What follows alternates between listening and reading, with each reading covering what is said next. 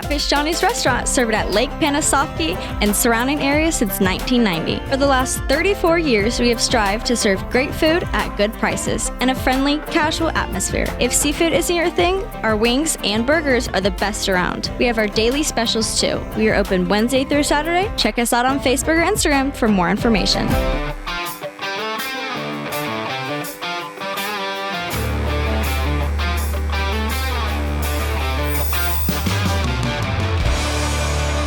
All right, welcome back to another edition of the Goblay Show. I'm your host, Billy Goble, and today we have a special guest. She's a good friend of mine, and her family is a great friend of ours. But before we get started, I just want to introduce Miss Lily McLeer. Lily, welcome to the show. Thank you so much for having me, Billy. I'm so excited to be here. And I was at that post-game conference. The thing is, when the other people were asking questions, like they were asking specifically about stats and like, do you remember this play? And it was like, over the season, you've had a great offense and all these things. And like, those are important questions. Like, it's things you want to see, but it's nothing that the audience didn't see on TV. Like, they saw that tackle. They can watch the highlights. But the questions that I asked, even though they may not have been the most stat heavy, I asked the Orlando coach. I asked him, because he used to coach for the St. Louis Battlehawks. I was just about to say, why? He used to coach for the St. Louis Battlehawks. Yes, yep, I know. Yep. That's what I was realizing there. Yep. But I asked him, like, how has coaching for the Orlando Storm, like, changed his perspective on football as a whole? And, like, I wanted to know, like, the meat of it, like, something that people aren't going to see every day. And I even asked the quarterback, I asked him, like, what motivates him each snap? Like, because that's something, like how we talked about way earlier, like, being that role model. He's a quarterback that little boys are looking up to. Like, right.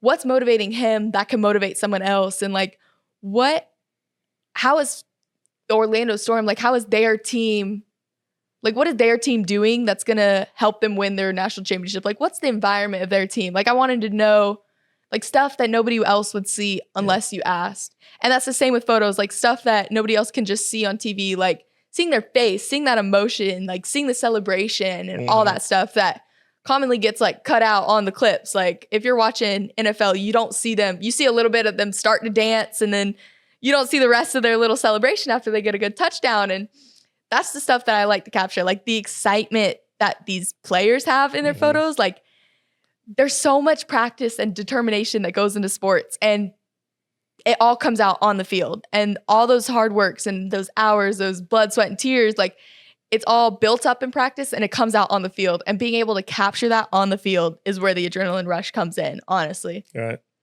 Well, that's just like, you know, for years, for the last 20 years, I would video from the top. Yeah. The crow's nest, you know, they call it. And so you always had game film and it was always from above. And like 4 years ago, I think it was 4 or 5, maybe, I was asked to come down on the sideline and video on the sideline. So, and I was like, I was in love with the idea. I was like, I love this because that's what I've been trying to do for the last, you know, just to get that game day feel like a pro game. You know, they're always on the sideline or college. But it came with some adjustments because I'm comfortable up there. There's no action. I'm not going to get run over on the sideline. Right. So I'm up in the crow's nest. You know, I can get all these angles, and I just have you know, the frame is like this, and I just move. Yeah. With it. Okay. When you're on the sideline, you have to move with the action. Yeah. So, and my favorite part, and I'm being sarcastic, is when there's a long run, like say when Boosie runs all the way down the sideline, and I'm like this because I can't get on the field. Right. So I'm leaning and I'm videoing, and then all of a sudden a ref or Darian, I'm just kidding, Coach Darian, stands in the way, and I'm like, bro, you just ruined it. Yes. You know, but that's part of the territory.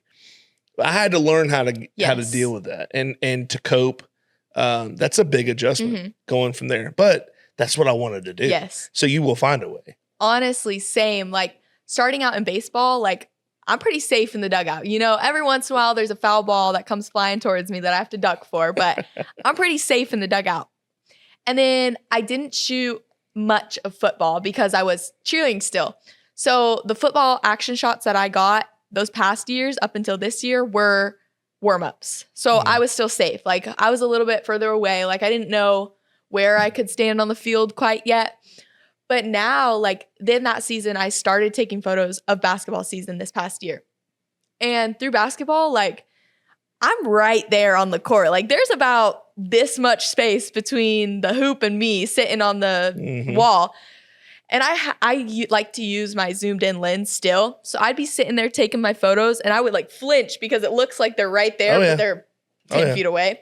And so it was pretty scary sitting there in basketball. But then that was even more of an adrenaline rush because I'm like, oh, I'm right here. Like I can capture it even closer. Like it was awesome. And then now football, like I love that. Like football, I'm not even scared. Like just the other day, there was Ashton Kelly. He came in running at the Hernando game. He came in running and he like gets really close to the sidelines and he gets pushed off right before he hit the touchdown line, I think. And I got it all on video. I'm standing like 2 feet away and I'm like getting there videoing him. And I love it. Like I'm not even scared, but obviously I'm going to back up if someone's coming flying at me.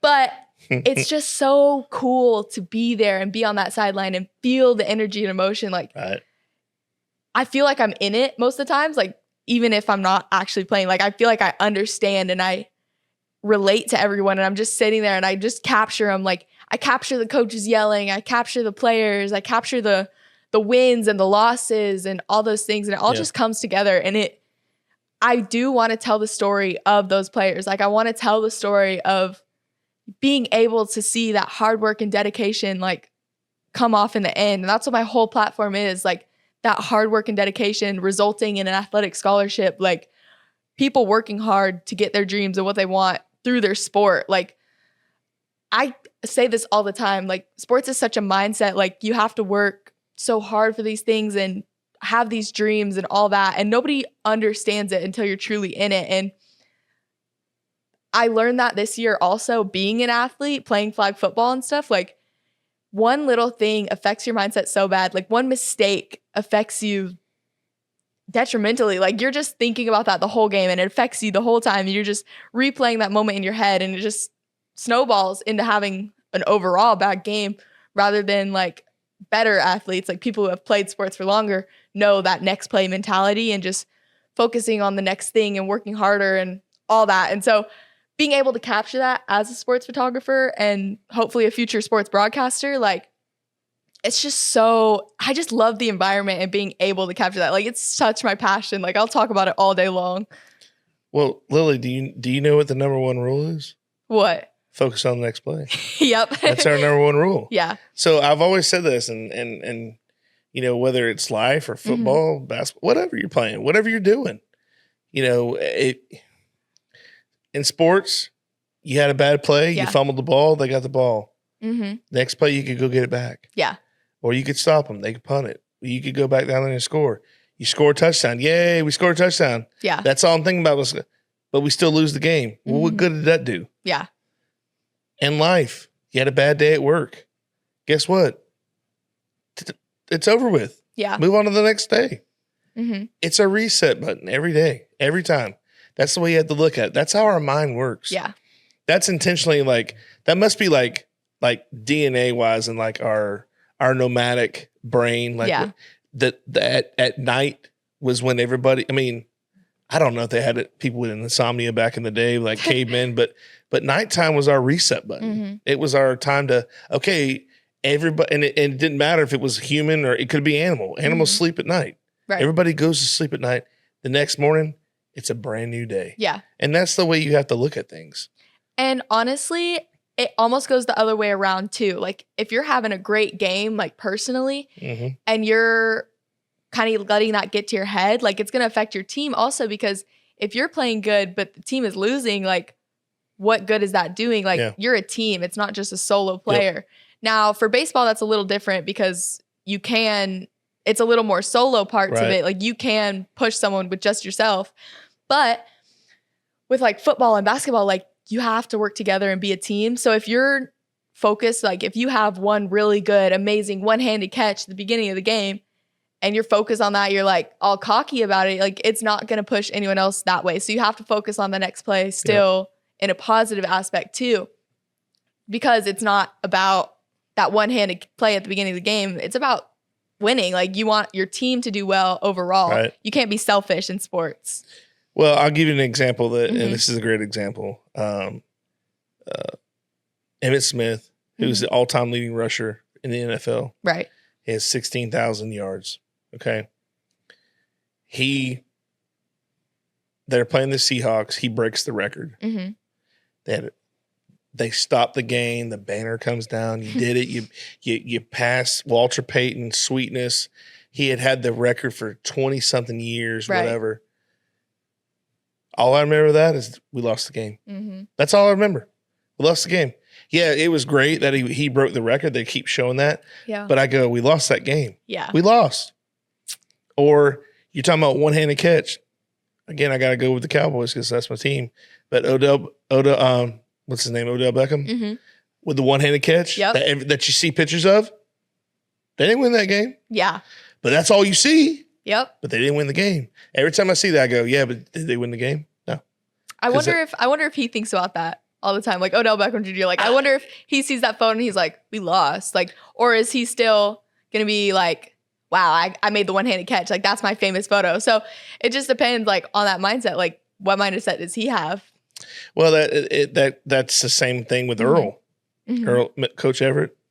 You know, he has that famous play where he had no helmet. No helmet, yeah. Right? And I'm not taking away from Earl. Earl had a great career in college. And then did go and play a little bit of pro ball. But that's what people remember. We can go to Gainesville and that's what they remember. They go, oh my gosh, Earl, because they saw his face. Yeah, they saw him. Yeah, and that was more terrifying than someone with a helmet on. Right. It was like, oh my gosh, this guy with dreads is coming. He looked like the Predator coming out like, rah. Yeah, you know, that's a great photo. But that's what I'm saying. Yeah. Somebody got that, and that's something it's a frozen. It's frozen moment in time. Yeah. That nobody will ever, like around here. I know we won't forget. Yeah. But now there are some, and you know, the sad reality of that is there's kids, and no offense, there's kids your age that don't know who Earl is. Yeah. They go, what? He played college football? What? I was like, no. Not only did he play college football, he has a national championship. Right. Like they don't give those out. Right. Okay. And they're like, who? Like, yeah. Hey, you young guys, go to Coach Everett. Yeah. Who's Coach Everett? Honestly, if you knew Coach Everett, he's one of the most humble people. Oh, I know. The most awesome people I've ever met. Like, even if, like, me being a little cheerleader girl, like, I didn't know all his great football stats in his career. Like, I just knew Coach Everett in the library. Like, he's the nicest person ever. And then, like, once you know that, you're like, how are you going to tackle someone with no helmet, with that face he's making in that photo, and then just be the nicest person? The nicest person. Like, you want to know the truth? You want to know the truth? Yeah. That's a switch. Have you ever met Keanu Neal? I haven't. No. Okay. Well, hey, we're gonna plug it. July 11th. Yeah. There we go. Football camp. Football camp. Got to sign up quick because it does go by quick. Yes. Anyways, same guy, same thing. I think it's the Webster people is what they're both from Webster. So I mean, I'm telling you, it's a switch. It's a mentality. There's a not famous, but it's like, you know, it's on YouTube or whatever. But it's a video in Keanu, Ole Miss receiver catches the ball and Kiki just, I mean, takes his feet out from under, like levels him, right? And the guy says, you know, he's the nicest guy you'll ever meet until he puts a helmet on. Yeah. And then that's his job. And that's someone who takes their job serious. Yeah. So it's very true. He's the most humble guy. Yes. And very, very nice. You wouldn't, there's no way you would, this is the same person. Right. You watch his highlight films and go, there's no way. No way. There's no way. This guy doesn't even like look like he would be scary. Right. But You put shoulder pads on and a helmet, he'll put them to work. Exactly. And honestly, that's one of my favorite things about being on the sideline, because people like that, like people that take it to that next level, like it's more than just a game. It's more than just playing football in high school. Like that's everything. And that's what I love so much about sports, is how serious it is to people and how much of a passion it is. Because like looking back, like there's gonna be people that argue like playing sports isn't a real job and like it's not all that serious stuff, but it's so much more passionate than anything else I've ever seen. Like someone who's a doctor is not going to be sitting there watching themselves do a surgery over and over on a camera. But I know football players every day who they don't do their schoolwork. They just sit there and watch film. Like they'll just sit there and watch themselves do film. And like, it's just such a passion that you see, and just constantly watching sports over and over. Like you just feel that passion. That's what I love so much about it, and being able to capture it. You know why sports is so great? Why? It's because anybody can do it. Yeah. They may not be able to do it well. Yeah. But anybody can throw a football. Right. Anybody can catch a baseball or whatever, you know, minus if they can't throw what I'm saying. You know what I mean? But for the most part, it's stuff that anyone, any able body can do. And they may not be the greatest. Right. But I can go out and throw a football to my son, but I'm not going to go over there and perform a heart surgery. There's no way. That requires a special talent. And I'm not, again, I don't want any hate mail. I don't want people saying, well, anybody can do this. No. That's not what I'm saying. Yeah. What I'm saying is anybody, and I stress they don't do it as well. Right. They're not professionals. Right. But they're not going to go and do these feats. They're not in Afghanistan. They're not doing these things that take a special talent other than being a professional. Yeah. You know what I'm saying? I mean, anybody can cook. Doesn't mean it's going to turn out edible, but you can cook. Yeah. And what do you do when you're young? You emulate that. You emulate cooking or playing sports. You have these heroes that you grew up, you grow up watching. Some people emulate their parents. You know, it's just about who you are. But I think you know, I know a lot of people that are like, oh, sports, you know, it's football, these football guys. And I'm like, it's something that okay, what would you rather for us to be in? Drugs? Right. I mean, you got to think about that. It's a positive thing, and it's something that promotes better situations for people.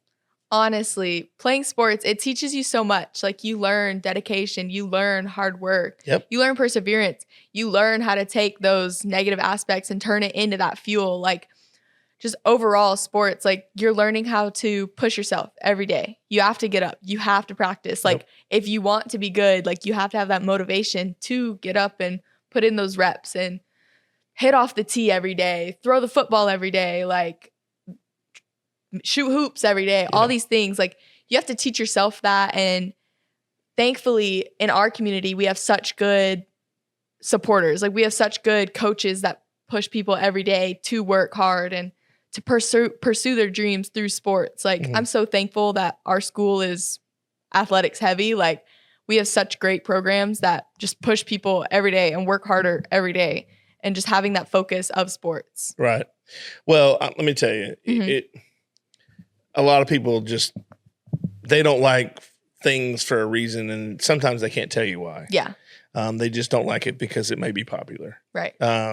Or it's something that they don't understand. You know what I'm saying? So someone who sees someone else excelling at stuff, I'll be honest with you, I have always been the person that like I love, like even when I did photography, I love seeing other people do it. Yes. And I wanted to make sure that they were like, you know, in my mind, I was like, are they having fun? Are they doing it for not the right reasons, but are they doing it and not making it where it's less valuable for me? Yeah. Do you know, does that make any sense? Yes, I totally get that. So like if I saw someone like, you know, if Lily, like for example, you like background stuff like that, you wanted to use that. Like I had this stuff. Yeah. by all means, please, I'm not using it. Yeah. I want you to experience it. I want you to take to be able to experience setting up different things. There was nobody to teach me how to do that. Yeah. There was nowhere. I had to go and try to. It was like a jungle. Yeah. I had no idea where I was going. Just like this, I didn't have a teacher. Nobody's taught me how to do this. I just do it. But I have learned that through repetition, doing show after show after show, I have learned so much about not only just myself. Yeah. Oh my gosh, the first time that I did it, I can't tell you. I was like, oh my gosh, I cannot stand to hear the sound of my voice. And now I hear people go, you sound like a radio guy. I'm like, that's not intention. Like I didn't mean to do that. It just happened. Yeah. But you got to keep going. Yes. Is what I'm saying. So like I said earlier, anything worth doing, you're going to have to put so much time and dedication into something. But I think you're on the right track. I think you just got to keep going. And at such a young age, it's like you're ahead of the craft. You're like ahead of the curve per se. And I think you just have to keep going. Yeah. And you never know. The sky's the limit. Honestly, yeah. That's my goal. In college, I plan, hopefully, I've always wanted to go to Alabama to follow my sister's footsteps. But with the way Florida works, they have the Bright Futures program. So you can get like basically a full ride scholarship to go to any Florida college. Yep. And so it would be silly for me to pass up on free college. Absolutely. And with Florida and my dad being a veteran, like there's a lot of other tuition aspects that come into that. So going to a Florida college would be so beneficial to me. So I've kind of not given up on the dream of Alabama, but I've definitely weighed out my options and realized like a Florida school is going to be so much more beneficial to me. So after that, I've been looking into Florida schools and I was looking at programs. Like I want to do sports journalism. Like I want to go on the pathway where I can still take photos in college, but push me more towards like becoming a sports broadcaster because sports photos, like if you don't get on the direct right track and you kind of just freelance around, like you're not going to be making enough money, honestly. Yeah. And so I kind of learned that and I kind of am happy with that and I want to become a sports broadcaster. So from there, the programs that I want to go to, like UF has the best sports media programs in Florida. I was comparing it. I was weighing out my options like UF versus FSU. I was looking at FSU's campus, like that's a nice campus. And I was looking at US sports and like their sports environment at their school. And just overall, like UF is a really good academics program and they have the degree that I want. Like when I was looking up the degrees and the majors and the minors, like it looks like I wrote it myself, like for what I want to do on my track. One of the prerequisites for the bachelor's degree is internship. And so you click on it and you look and you see these two guys with their headsets on in the press box watching the UF FSU game. Like that's what you see. That's their photo for internship. Like sign me up all day long for that. Yeah. And so from there, like once I study that sports journalism and stuff, like I just want to use that and build off of that, see where it can take me. Because from there, like you can't be in college forever. So I can't only do college photos. Like I'm going to have to move on from that. And like my goal is to be on SportsCenter, like be on TV, ESPN, all those things. And just building that portfolio over and over, honestly. Right. Well, and I think you've got a great layout of the path. And what I've also, what I'm hearing as an older and as an adult is that I hear you making adult choices. Right. Not, I'm going to Alabama. I don't care what happens. Yes.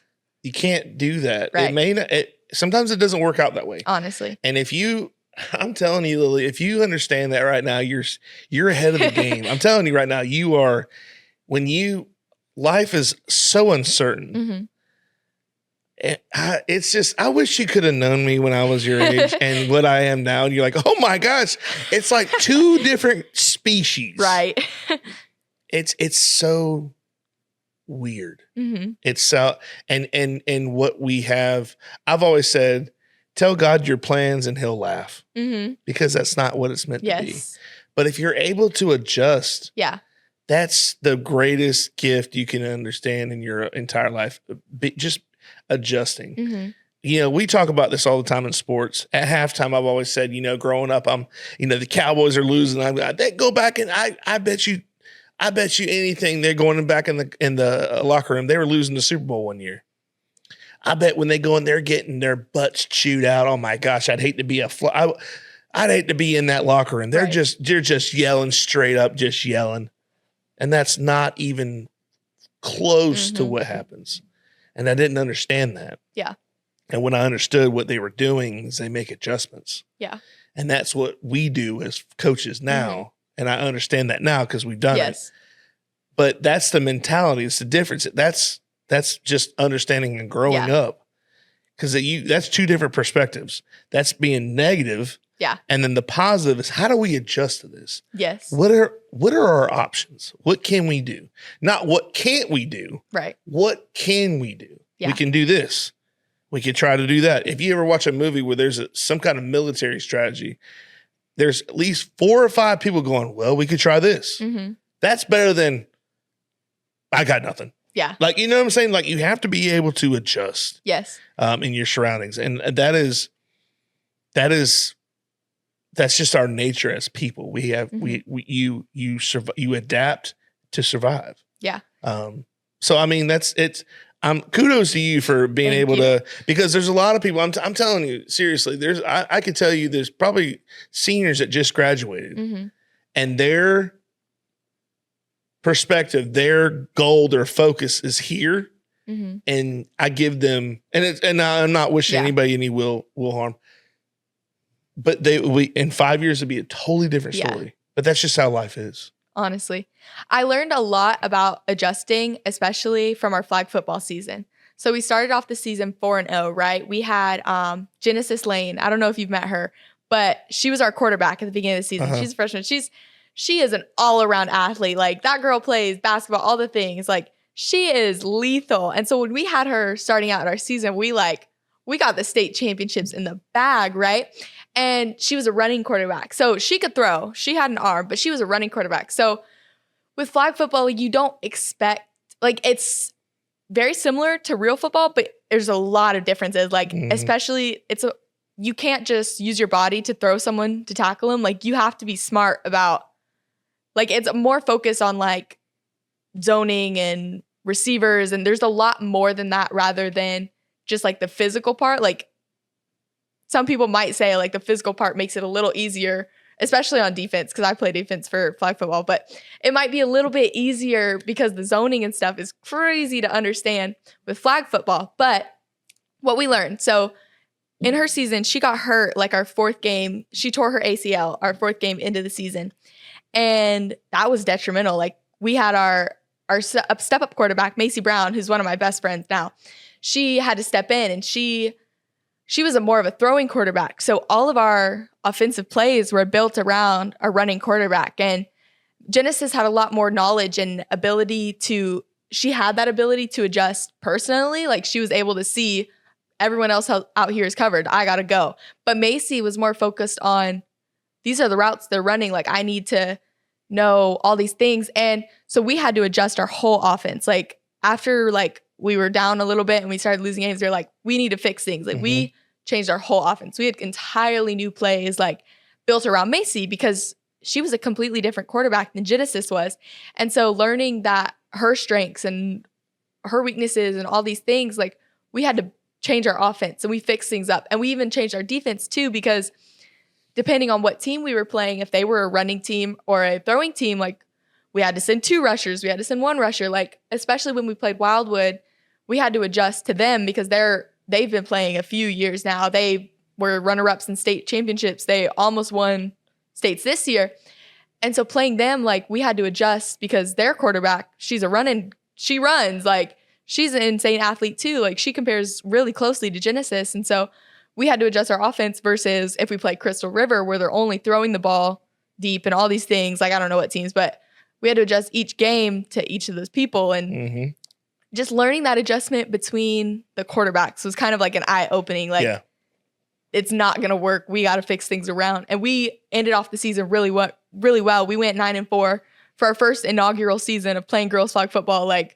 a bunch of girls, like I'm a cheerleader. I'm not a football player. I'm not an athlete. Like luckily I know enough about sports to understand it, but there were a lot of girls like me who had never played a sport before, and just stepping into that and having a great winning season, like it was awesome, honestly, that whole experience. Well, let me tell you, it when you were able to adapt stuff like that, just think of it this way. Football, you've got an offense. Yeah. And a defense is trying to figure out where the offense is going, Yes. right? And doing. Can you imagine what a pitcher or the defense has to do on baseball? Because you've got potentially 9 to 12 batters in a game, okay? And each of them do something different. Right. Okay, he likes them outside. He likes them inside. He likes them high. He likes them low. Yes. He likes them right down the middle. And then you go, oh, wait, what batter are we on? Yeah. I forgot. Does he like the one that goes down the middle? I need to throw it outside. No, he's the one who likes outside. Oh, my. Yes.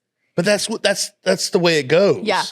Can you, that's crazy, isn't it? Yes. And even being a batter, like understanding you got like milliseconds to decide whether you're going to swing or not. And understanding like what pitch is coming next is something that I learned a lot from sitting in the dugout. Like, batters that can also pitch are a lot. They understand or even catchers, like they understand like a pitch sequence. Like you're going to throw them a fastball, then you're going to throw them a curveball to throw them off. Like understanding that also while deciding, do I hit? Do I swing? Is this high? Is this low? Like that's one of the most impressive things about baseball is understanding like there's about 20 steps before you that you have to think about within like as you're walking up to the box. Like you got to understand like it's crazy. And even like slowing your swing down or speeding it up depending on the speed of the pitcher. Like that's something I've learned a lot with Ronan, or my brother, because he's experiencing like he's growing in baseball. So overall, like other teams are growing also. Like he was facing slower pitching, and now it's getting a little faster as he's growing up. And so he's having to adjust himself, like speeding up his swinging a lighter bat, all these things. And baseball is just so impressive for that, being able to think about it. And especially even if you're playing defense as a baseball player, like you have to anticipate that bounce, like the jumps, depending on turf fields or clay fields. Like there's such a difference. And even if you're in outfield, like catching the ball, like understanding, is it going to fly? Is it a pop-up? Like all these things, like baseball is so impressive, honestly. Webster Ace Hardware and Farm Supply are generous sponsors for today's podcast.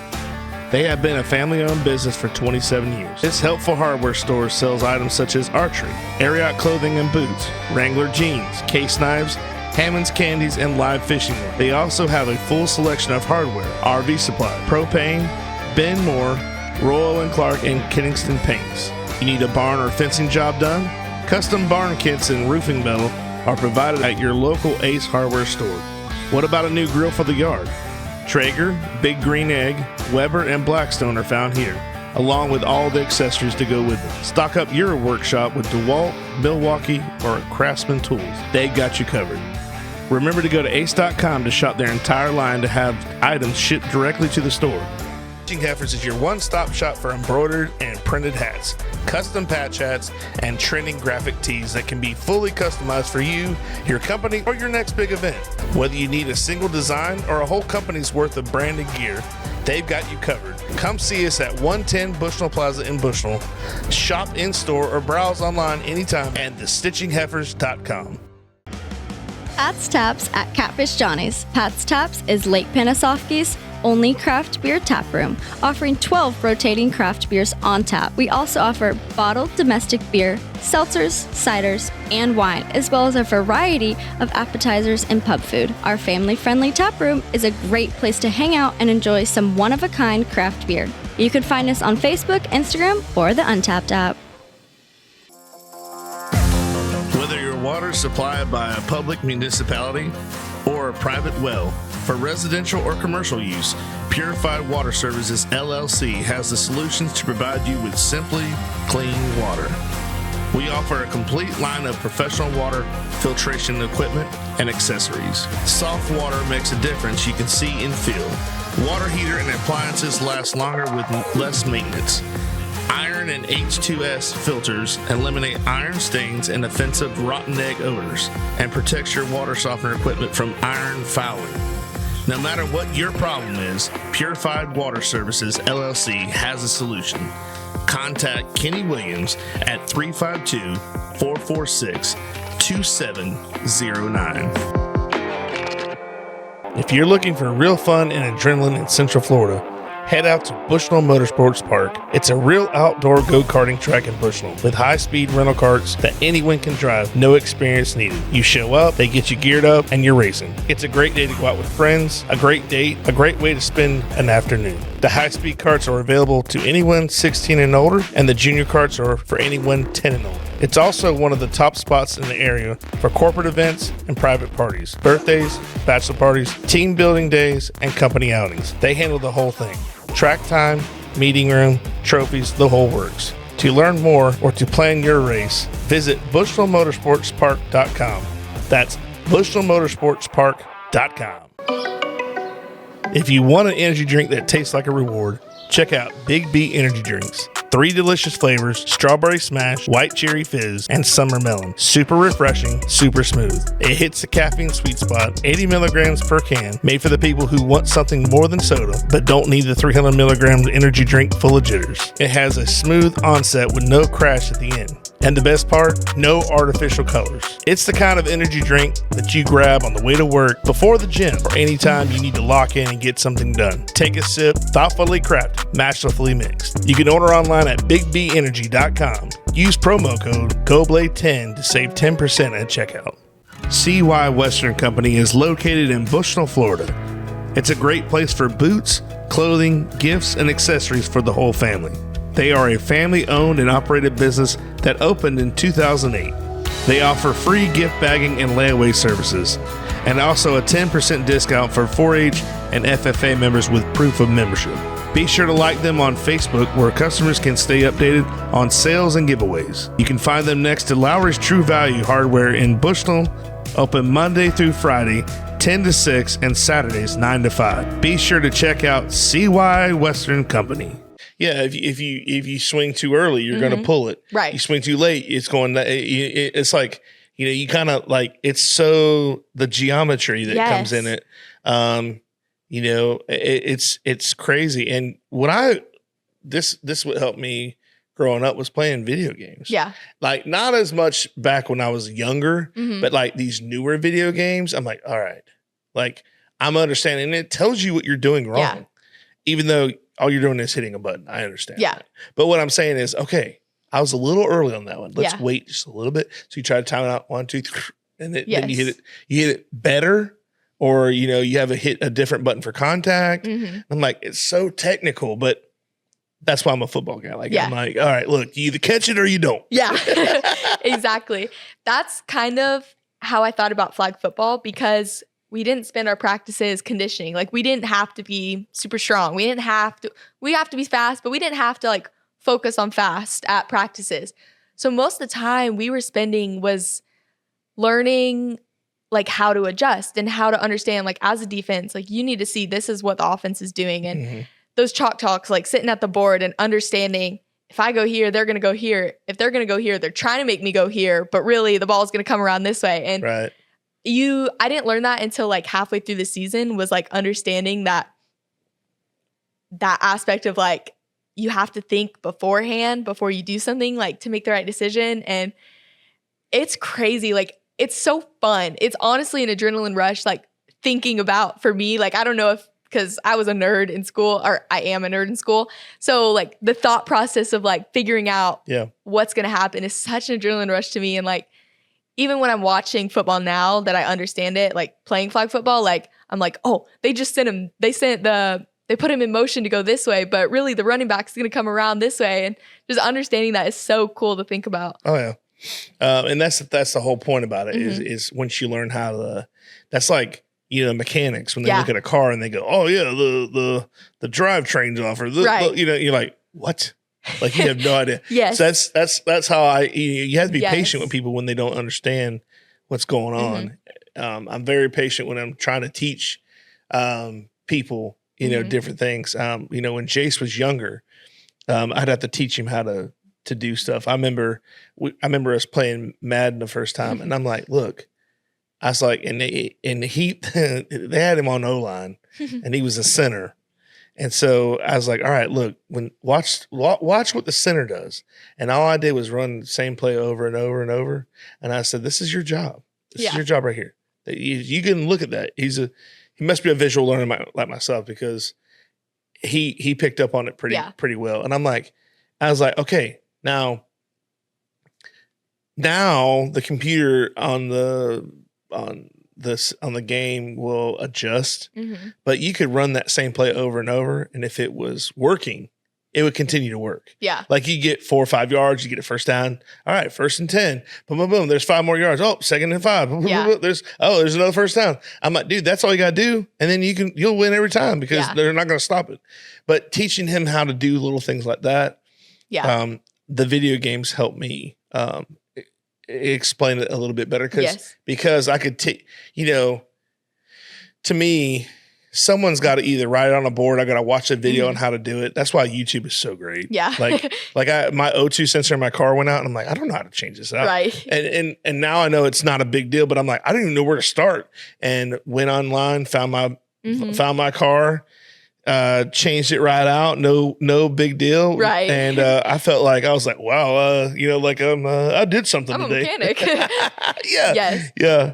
But honestly, playing the video games definitely helps. And like even watching film afterwards and like understanding what went wrong, it's so much easier than in the game. Because in the game, like you're focused on like next play. Like if you're thinking about what you did wrong and like trying to fix that right away, like it's so much harder. Like you have so much adrenaline and all this stuff going on in your mind. Like it's hard to adjust mid-game. But that's why like at halftime, like how you were saying with the Cowboys, like you're able to be out of the game, and it's almost like how we were saying that switch. Like you can step off, take the helmet off, and think about it rather than constantly like next play. So yeah, those are the things like football or the video games. You're able to see it, and you're not like in the game. Like you don't have that adrenaline and like focus as much.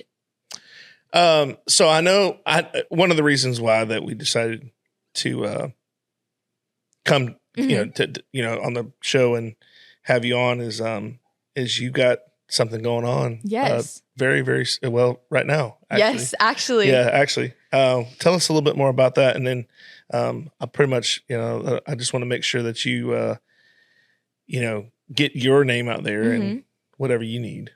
Yes. So I have the Miss Florida's Teen competition coming up. Our finals are on June 27th. And so basically, how the Miss Florida's Teen competition works is you do a local pageant. So back in March, I competed for Miss Capital City's Teen, and I was awarded that title and all these things. And it's just like a little pageant. So you have your fitness category, which you wear Rebel Wear, which is the Miss America like brand. And then you have evening gown, talent, and onstage conversation. And throughout all of this, like throughout your experience as a candidate, you create a community service initiative. So through all that, my community service initiative is called Leveling the Playing Field. And what I do with that is I provide high school student athletes with media exposure and guidance so that they are able to promote themselves so that they can be seen by college coaches. Because commonly, like now with how the transfer portal and all this NIL and all this college stuff, like you have to promote yourself as an athlete. Like you have to have your athletic brand. And a lot of high schoolers don't know how to do that. So my whole goal isn't to talk to coaches for them and post them and get them seen by coaches myself. It's to teach them how to post themselves and how to get themselves seen on Twitter and Instagram and all these platforms that coaches are going to see their highlights. They need to know how to do that. Because with how, like, let's take football. Like if you're posting an entire clip of like the whole play, like from snap to finish, the coach doesn't want to watch your whole film. Like they don't want to look at your huddle. They want to see what you did. Like coaches look for like short little clips, like 3 to 4 seconds of like the highlight play and the highlight reel. And they don't want to watch a 3-minute video. Like they're only going to look at like the first 30 seconds of film. So a lot of athletes don't know this. They don't know how to post themselves. They don't know that they need to post themselves because it starts young. If you're building your brand young, you're going to be seen more and more. And so overall, that's just my whole community service initiative. So what I do is I have a whole like form that athletes can fill out. And they fill out this form, they answer a few questions, and mainly the questions are like, what's your, like, are you passionate about this sport? Are you going to use this wisely? Like, what do you want out of this program? And then I plan to work with them. I've had a few younger athletes reach out to me for like photos and videos, which I want to work with them, but I feel like my focus needs to be athletes that are going to start, like need to get to college quick and haven't really started that yet. So they fill this out, and then I'm going to go, I've been to South Sumter's football practices a few times in the past weeks, and then at games, just recording videos and getting clips. And then also guidance. What I've been doing is on my Instagram page, I've been posting short little clips and videos, teaching athletes and parents about not really the recruiting process, but a little insight of it. And so understanding like, yeah, your GPA matters. You can't have a 2.0 GPA and expect to get into college. Like, colleges don't want to waste their money on you, even if you're a star athlete. Like, you need to work hard on things other than that. And then also understanding like the best players don't get seen sometimes. Like, even if you're a star athlete, like if you're not putting yourself in front of coaches, they're not going to see you. A coach from Illinois is not going to see someone from Sumter County 352. Like, you have to put yourself out there, unless you're like a freak of nature, like really good, getting yourself seen by other people. Like, people are coming to see you. Like, it's hard to push yourself. And so that's what my whole goal is, because I'm so passionate about college and like working hard to get where I need to be. Like, I want other people to succeed as well, especially athletes. Like, there's so, like, we've been talking all day about how hard athletes work and all these things. And so you don't want to miss out on those opportunities, because the truth is a lot of athletes stop after high school and sometimes don't even go to college. Like, if you're playing in high school and you don't get an athletic scholarship, like, student loans are really hard to get. Like, you don't want to be in debt. So a lot of people don't go to college at all without an athletic scholarship. So that's what I want to avoid. I want everyone to be able to go to an athletic scholarship, whether it's D1 or JUCO. Like, going to, like, playing sports is a pipeline to be able to go to college. Like, even if you don't go to the NFL, you have a gateway into college, and getting your college paid for is amazing. So overall, like, that's just my whole goal as my platform through Miss Florida's Teen. And so through Miss Florida's Teen, like, I've been able to promote that. I've been able to promote myself and start this page and actually start helping people. Like, I had a mom, so on my page, I posted like, what are questions? Like, what do you guys want to know? Because I have a little bit of a following. So what do you want to know about sports and like promoting yourself? And a mom asked me, she wanted to know like, when should we start? When do we start posting and promoting ourselves? And based on my research, like, starting young, honestly, like about 8th grade, middle school age, because then you can build yourself and you can build it up, you know, like, you have to start somewhere. So once you build it up and get yourself more promoted, you're going to be able to compete at the level that other people have. Like, say an IMG player, like, they're getting seen way more from freshman year to senior year. Like, they're getting seen a lot more than South Sumter is. And so if you start posting yourself and promoting yourself, you're able to compete at the same level as them. True. And so overall, that's just my whole goal and my passion through this, because at Miss Florida, like, I have a 1 in 40 chance of becoming Miss Florida's Teen. And it's all about the experience and like what I'm learning through it and what I'm able to do with my local title rather than the state title yet. Like, they're going to ask me like, what are you going to do as our state title holder? But what I really focus on is like what I can do now, like building myself now so that I am set up to have the state title and to be able to serve as a state. Because right now I'm only able to take pictures and videos at South Sumter. Right? I'm not able to travel to Zephyr Hills every Friday night to take photos and videos. But with a state title, I would be able to, because I would have so much more, like, a bigger platform overall.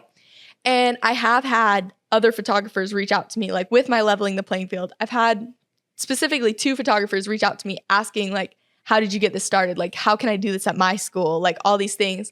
And so once I'm able to have this, like, to be able to build my Leveling the Playing Field, it could be so much bigger. Like, it could be statewide, and however far this goes, it could be nationwide. Like, this could be a program that could help teach young athletes how to promote themselves rather than just paying someone to do it for them is a common thing that I see. But overall, like that's what I've been working on really hard these past few months. And at Miss Florida, just overall, just all those life skills that we've been talking about, like networking and communication, all those things just all go hand in hand. So, right.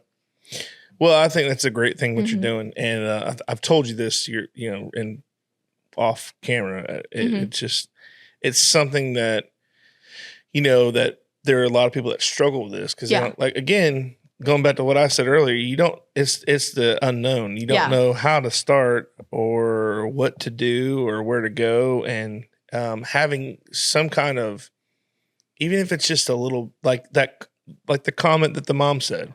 Like how do you get started?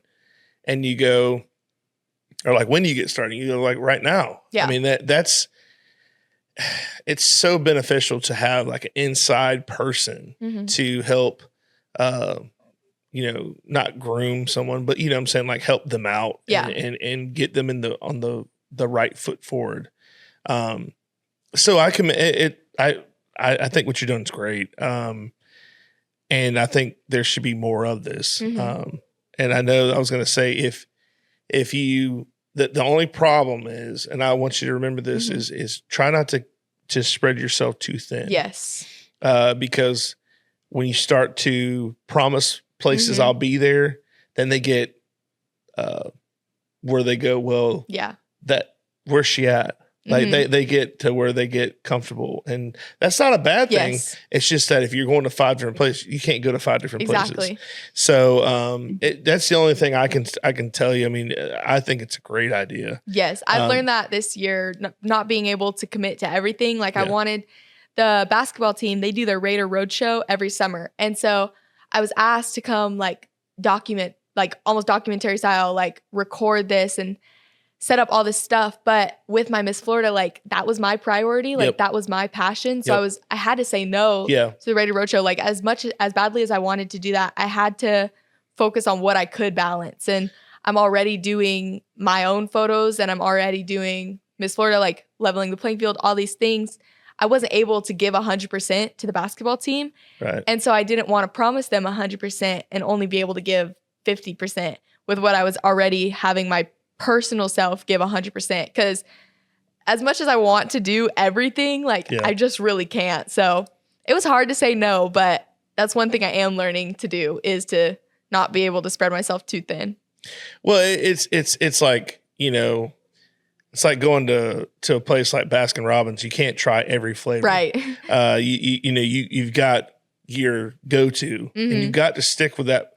There's nothing wrong with trying something different. Right. But it's the ones, and I'll tell you this, I've always heard, my dad told me, take care of the ones that take care of you. Yeah. So if someone is always consistently like, yes, Lily, come take our, we got kids that need pictures taken, take care of them first. But there's nothing wrong with going out of your area and doing other things. It's overwhelming because again, you feel obligated. And then when that whole process starts, when you feel obligated to do something, then you're doing it for the wrong reason. Yeah. And that's a big thing. That's something you have to learn in your own life. Yeah. But it's a good rule of thumb, because you don't want to, if you're doing it for the wrong reason, then I feel like you're just wasting your time. I agree. So, but the Miss Florida pageant, where is that at? So it's in Lakeland. It's at the RP Funding Center, and we check in on Tuesday, the 23rd. And then from there, we spend the week. There's preliminaries and finals night. So preliminaries, you have Group A and Group B. There's about 40 girls for each Miss and Teen division. So it's split up like half and half of girls competing in fitness and evening gown for Group A. And then for Group B, it'll be talent and onstage conversation. And then the next day they switch. That's how the Miss works out. It's on 2 days. So it's Wednesday and Thursday. And then for teens, we spend all Friday doing our preliminaries. And so it'll be Group A and Group B, and they'll do their individual halves. And then after intermission, we switch. So I'm in Group A, so I'll compete in onstage conversation and talent. So how onstage conversation works is the judges are given your sheets. So I have a sheet that explains my community service initiative and like a little fact sheet about myself. And so during that, we also do a 10-minute interview beforehand. And so during that 10-minute interview, they get to ask me like mainly about myself, and they want to know about my community service initiative initially, but it's mainly about yourself. And then on-stage conversation. So you give a little introduction that introduces your platform and your community service initiative. So I would introduce Leveling the Playing Field, and then they're going to have a host or another person. They're going to ask me a question that's completely about my community service initiative. So they're going to ask me something about sports and media and photos. And you answer that question on the spot. You have no like prior knowledge about what the question will be, but you answer that question and you educate the audience and the judges about your community service initiative. So that's on-stage conversation and interview. And then you compete in talent. So my talent is actually speed painting. I don't know if you were at the Sumter County pageant where I painted, but I'm doing speed painting. And so I'm very excited about that. And then after intermission, we switch and we do fitness and evening gown. Oh, and for evening gown, we do get a Sunshine Ambassador.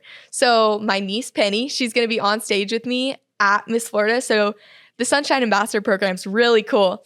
And they get to spend the whole week at Miss Florida also with me. And they get to be on stage at Miss Florida. And a lot of girls that are competing for Miss Florida's teen have been Sunshine Ambassadors in the past. So Penny gets her crown, she gets her sash, and she gets to be on stage as Florida Sunshine. Oh, that's cool. It's really cool. So honestly, like how I was saying earlier, like there's a 1 in 40 chance of doing this. So my goal isn't to go in there like guns a-blazing, like super confident, like I'm going to win, even though I'm very confident in myself overall. Like my goal is to enjoy this experience. Like I get to spend an entire week with a bunch of girls who are hardworking, determined. Like I can learn so much from these people. And so I get to spend the whole week networking and meeting all these new people and learning so much about myself, as well as working on my stage presence and learning how to control a room and interviews and all these things. So I'm very excited for Miss Florida overall. Yeah, that's cool. It sounds like a cool, like, you know, it's a whole week thing. So it sounds like it's a cool thing. Yes. And it's glad I'm glad there's so many different things that young ladies can attend and do things. And I know they do a great job in like our Sumter County pageant. Yeah.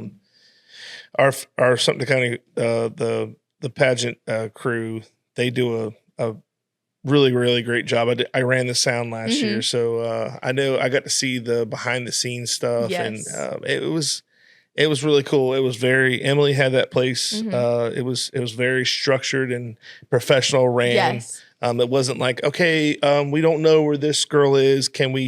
We'll be back in 10 minutes. Let's go find her. It was bam, bam, bam. And I was super nervous. Yeah. Because, and it wasn't for the girls. It was because I was afraid I was going to mess it up. Right. And I had a couple hiccups, but it was my first time ever doing it. And, but again, that's how you learn. And I just don't want to mess it up. Right. Because there's a lot going on, and I'd hate to be any reason for a girl not to get anything if it had anything to do with it. You know what I'm saying? Like, her music was late, or it cut off too quick, and we thought she was, we didn't know she didn't look like she knew what she was doing. And so that always comes to mind. And I'm like, just don't mess it up. Don't mess it up, Honestly, I'm thinking the same thing while I'm on stage. Like, don't trip, don't fall.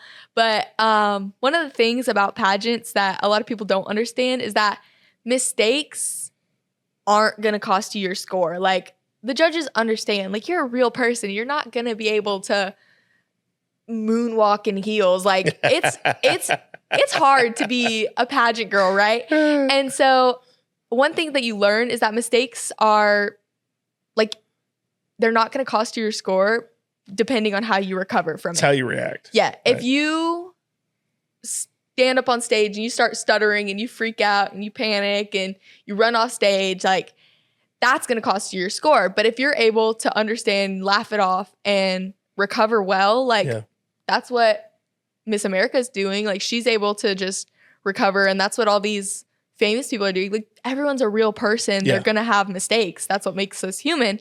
And so understanding that those mistakes aren't going to cost you your score, but how you recover will, is a lot that goes through your mind. Honestly, it's relieving to know. Well, if I can offer you any kind of, mind ease or whatever. But it you know, I learned this at Disney is you got to think of it this way. People that are coming to see you perform or whatever, they don't know what you're doing. Yeah. And so it's like the Wild West. Yeah. You could change it up and they'd be like, they wouldn't have a clue. Yeah. So we learned just to keep going with it. Like I used to do a show. It was over in Fantasyland, and it was with Belle in the library, and it was a 12-minute show. I did 30 shows a day, and by the end of the day, like around lunchtime, you after lunch, you're just kind of in like a haze because you just had lunch, and you're just you get a little lethargic, and you're like, what am I going to do after work? And you're not really focused on what you're doing, and there would be mistakes, but I would just go with it. Yeah, it's almost it was completely improv, and that's the key to improv is just don't say no, just go with it, and I think if a lot of people understood that whole concept, they would be able to go and do whatever they wanted to do. Honestly, that's something I've learned over time, like especially competing in the Sumter County pageant, like when I would dance and stuff, like nobody knows me and my sister's choreography. Like my sister might be like, why didn't you hit that high kick? But nobody else knows. Like I could go up there and do whatever I wanted and everyone would be like, oh my gosh, that was so good. Yeah, like, exactly. And that goes for everything. Like the judges didn't read my notes before, or like my speech beforehand that I've been memorizing. Like they don't know what I'm going to say. Like I'm trying to teach them about myself. So it's okay to not be like cookie cutter, like how we were saying. Like it's okay to be natural with it. That's the whole point about Miss America. It's just being the natural. Some of the best lines in movies, like very popular movies, were just improv. Yeah. They were not in script. Yes. They were not supposed to happen. And that is what the most iconic moments from different movies. And you're like, oh my gosh, you watch the behind the scenes and they go, when this guy fell, he wasn't supposed to fall. Yeah. Or this guy just added this and they're like, let's keep it in there. I watch movies like that on TikTok all the time where the director just kept it in and it made it so much better. Yeah. Than it was originally going to be. Yeah. Some of the best like comedy shows are like the crowd interaction kind. Like those are the ones that I love to watch is when they're asking people in the crowd and you don't know what they're going to say. So just like building off of that, like that's total. Have you ever seen The Play That Goes Wrong?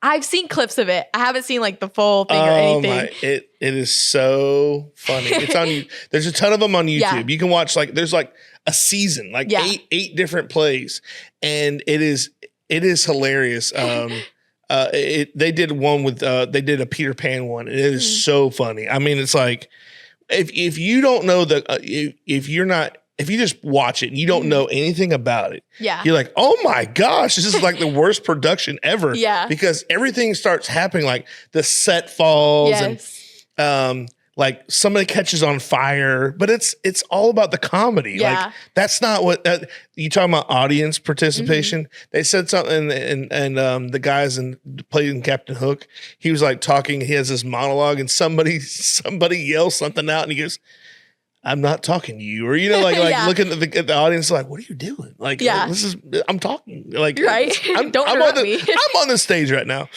but it is so funny to watch stuff like that, and you're like, oh my gosh! I guess because it's so not normal, that we are so used to like dramatizations of like we have to stick to the script, and that's not how it is. Just like we said in life, you have a script for your life, you think, but guess what? You turn the page and you go, wait a minute, I don't remember this. Did we have some updated versions of this? Right. Did we had some write-ins? Like that happens in movies all the time. Yes. You write in the next chapter. It may not have been what you had planned. The original script, the script changes every time. Yeah.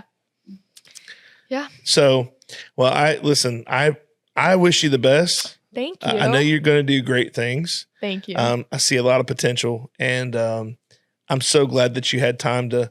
And I know you're busy. We've been trying to set this up for a little while, and we've been hit or miss. I've been out, you've been out, and that's just the way it goes. And then when it's meant to be, is when we get to do it. So But I appreciate you. Yes, thank you so much for having me. Yeah, good luck. Good luck with the pageant. I'll be cheering from afar. Yes. I'll be over here cheering for you. So good luck with that. Tell Penny I said hi. I will. Old Penny Winnie. But until next time, guys, we appreciate that's all the time we have for today. And before we go, I want to thank my sponsors. Without your help and your generosity, this is not possible. So again, thank you so much. And thanks for everybody watching. Don't forget to subscribe on YouTube and follow on Spotify. And until next time, we'll see you later. Bye, guys.